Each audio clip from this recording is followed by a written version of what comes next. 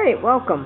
Today we're going to follow section 2.5. It has quite a few things. We're going to start off with something called the Cart's rule of signs.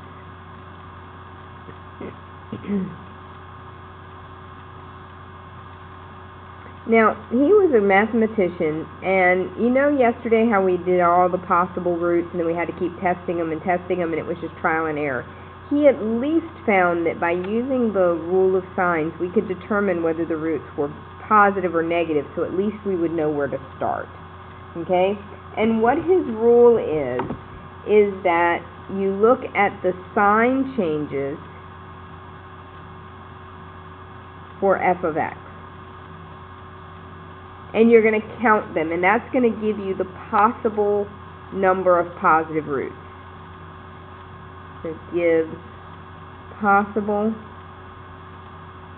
number of positive roots.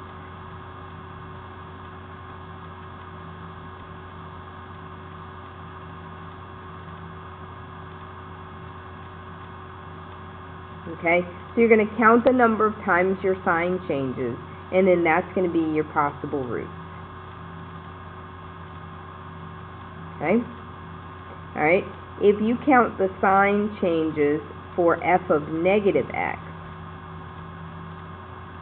it would give you the possible number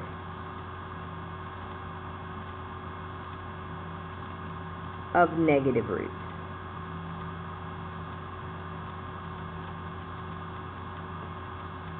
Okay? Now, I do want to add one little thing here, and that is that it can, see how it says possible positive roots? It can be that number of sign changes, or it can decrease it by any positive integer.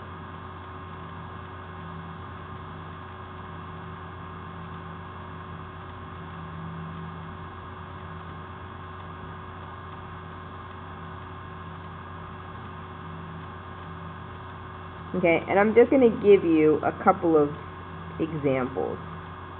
Let's say that we had a certain polynomial function. We're going to look at the sign changes, and then we're going to list the possible positive roots.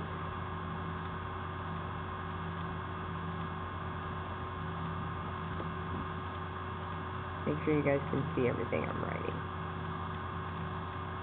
Alright, so let's say I start out with a function f of x. Let me unzoom just a smidge for you. Alright, let's say I have 3x to the 7th minus 2x to the 5th minus x to the 4th plus 7x squared plus x minus 3. So what I want you to do is you're actually going to look for the sign changes. So simply, you agree the 3 is positive to start with. So do you agree to go from a positive 3 to a negative 2? That's the first sign change. Then I go from a negative 2 to a negative 1. That is not a sign change. A negative 1 to a positive 7, that's a sign change. A positive 7 to a positive 1, no. A positive 1 to a negative 3. There's my last sign change. So I have 3 sign changes. So my possible positive roots would be 3, or it says it may decrease by any positive integer. So do you agree that I could do 3 minus 2 and get 1 root? So it could be 3 roots or 1 root. Okay? Let's look at another one. Let's say that f of x was 4x to the 5th plus 2x to the 4th minus 3x squared plus x plus 5. Okay, so the first thing I'd like you to do is scan it and see how many sign changes you have. Do you notice I have a sign change here? I go from a positive 2 to a negative 3. And then I have another sign change here. I go from a negative 3 to a positive 1. So I have 2 I have two sign changes, so I have two possible roots, or I have 2 minus 2, which would be 0. Okay? Positive roots.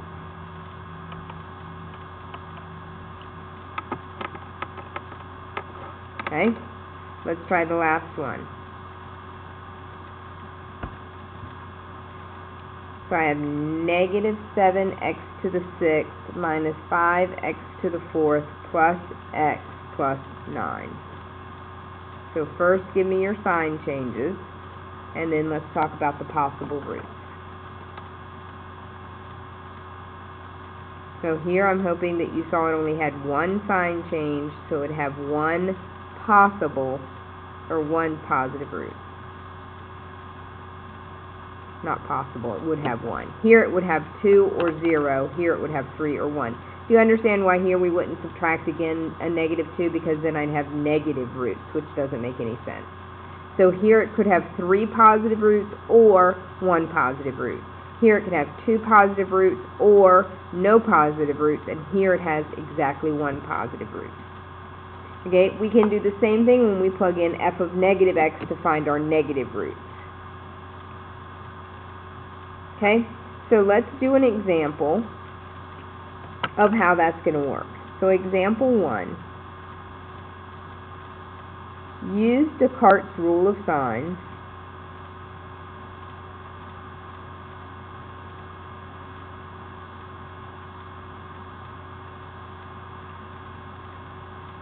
to determine the possible numbers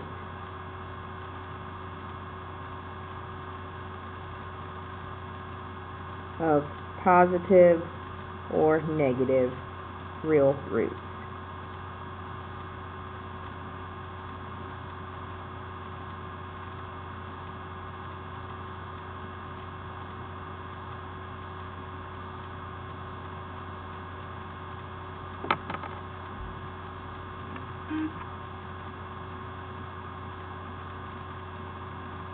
And I do have my microphone. Unfortunately, as you can tell from the video quality, it is not hooked up yet, so tonight I'm going to hopefully figure out how to hook up that external mic.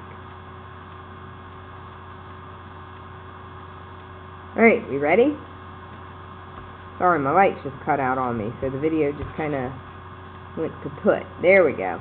Alright, here we go. So, let me turn the light on here. Alright, so the first thing is let's count any sign changes. And you don't see any sign changes.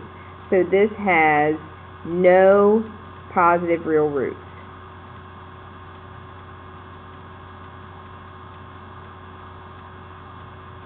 Because there were no sign changes. Now what I want you to do is I want you to plug in negative x. So think back to chapter 1. Anywhere we have an x, we're going to put in a negative x.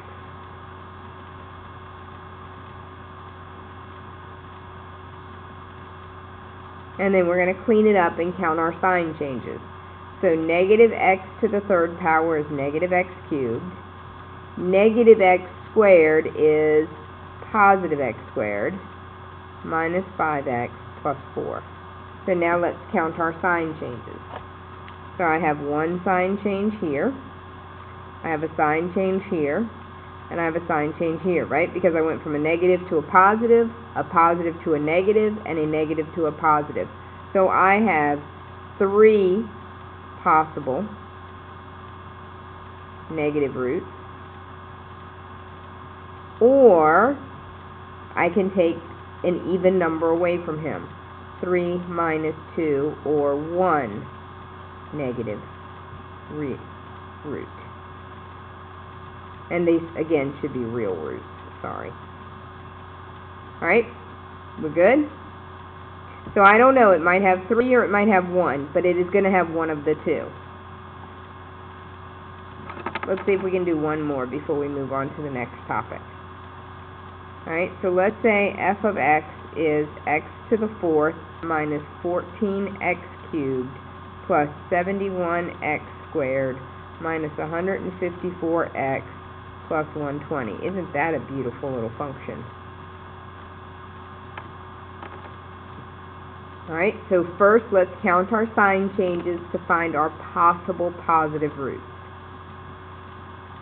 So I went from a positive to a negative back to a positive back to a negative back to a positive.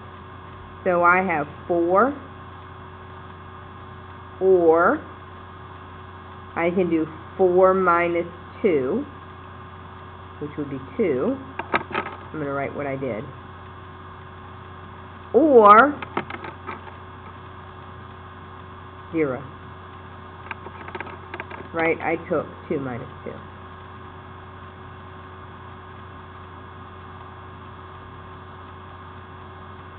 So I could have 4 positive real roots, 2 positive real roots, or no possible real roots. Okay, let's try to put in the f of negative x. So anywhere I have an x, I'm going to put in a negative x.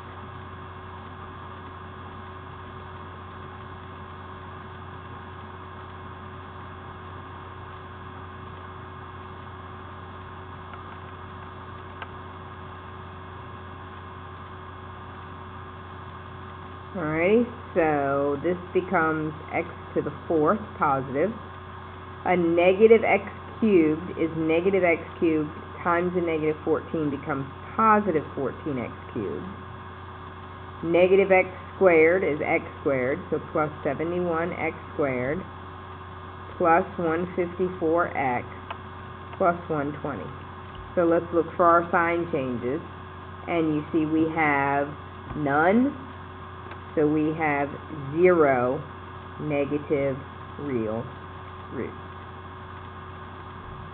Okay, that's a topic you guys are going to explore quite a bit more when you get to not advanced math, that's where you are right now, when you get to pre-calc. Alright, so what I want to do is just talk to you about how to find the domain, do a quick review of finding the domain of a function.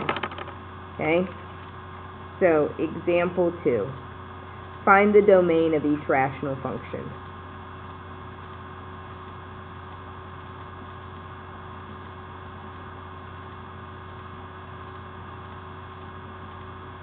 Now, this is a skill you guys have learned before, so we're just going to go back and review it. And I want to caution you about one thing, okay?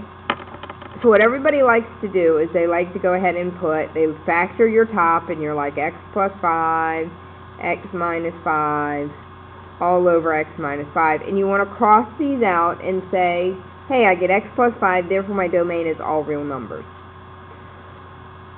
What I need you to do, though, is not cross that out. That would be simplifying the rational function, but I want you to leave it in this term. What do we know about our denominators? We know that denominators cannot become 0. So I want you to come over here to the side and say x minus 5 cannot equal 0. So what number can I not put into this function? X cannot equal 5. But do you agree that any other number in the universe works? So I'm going to say from negative infinity all the way to 5 works, and from 5 to positive infinity works. Hopefully this is ringing a bell. We did it in chapter 1. This is just a chance for us to review and make sure we've got it straight. Alright, let's say I have function g of x that's x squared over x squared minus 25.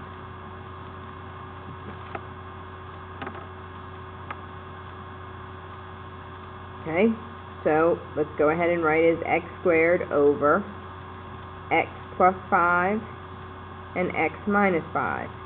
So this time you see that you've got 2 limitations in the denominator. Again, neither one of these can equal 0. So I have x plus 5 cannot equal 0, and x minus 5 cannot equal 0. So here x cannot be negative 5, and x cannot be positive 5. So how would you have your domain look for this one?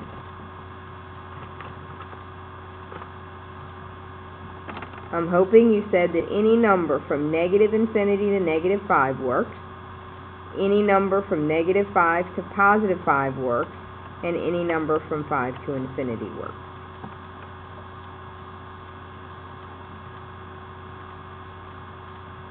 Okay? Alright, last one. Let's say I have function h of x that's x plus 5 over x squared plus 25. Now, this guy will not factor because there's no minus in between, but since he's still in the denominator, I know that x squared plus 25 cannot equal 0. So if I try to find what won't work, I get x squared cannot equal negative 25. And when I take the square root, do you agree that I get x cannot equal plus or minus 5i? But on our coordinate grid, do we have to account for negative numbers?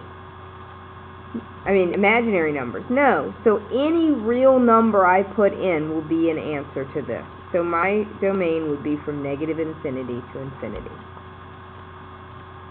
Alright, so just a quick little review of your domains. They're going to come important, and that's why we're just going back and reviewing them again.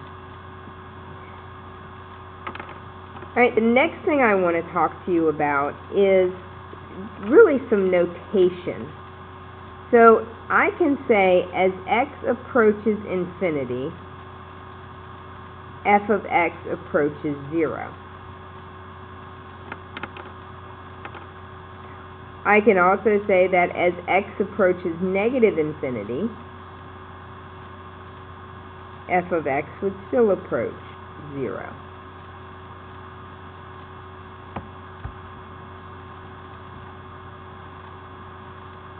Now, I can approach a number from the positive, or I can approach a number from the negative. Now, think about your number line for a minute. I apologize, that was the bell. Okay? So let's say that you have 0. And you're going to approach 0. Actually, let me give you a different number. Let me give you 1. Do you agree that if you approach 1 from the positive, you're approaching it from this direction? So you're approaching it from the right.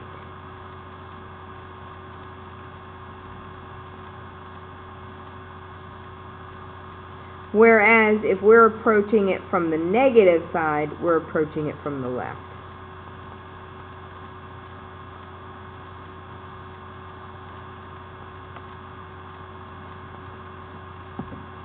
Alright, and I'm going to give you an example of what that looks like. And then I think that'll clear up some of the mysteries, because right now you're probably just sitting there going, I have no idea what she just said. Okay?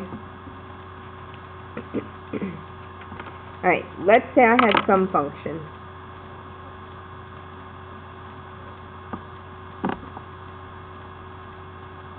It has an asymptote at -3 and an asymptote at 1.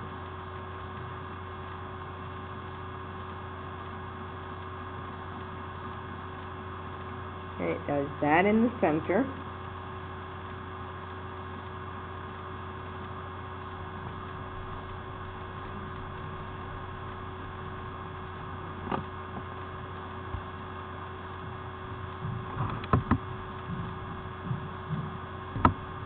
Alright, so I have my function here, and I'm going to approach, as x approaches infinity, what is the function doing? As x approaches 1 from the left, or 1 negative, what is the function doing? And as it approaches 1 positive, what is the function doing? So first thing is, imagine that we're approaching infinity on the x-axis. What is this function doing? Look at the curve and see what is the curve approaching as I continue further and further and further and further and further away. It's approaching 0.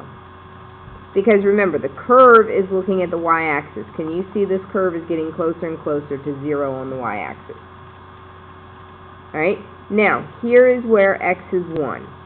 When I approach 1 from the negative side, I am approaching it this way. So as I get here, closer and closer, what is the curve doing? What is the curve doing as I get closer and closer to there? The curve is approaching negative infinity. And as I approach from the right, when I go to 1 positive, the curve is approaching what on the y-axis? Infinity. Okay? And if that doesn't make any sense, we'll do more of those tomorrow in class. I know that can be a very difficult thing to understand. Alright, so you guys have a great evening, and I'll see you tomorrow in class.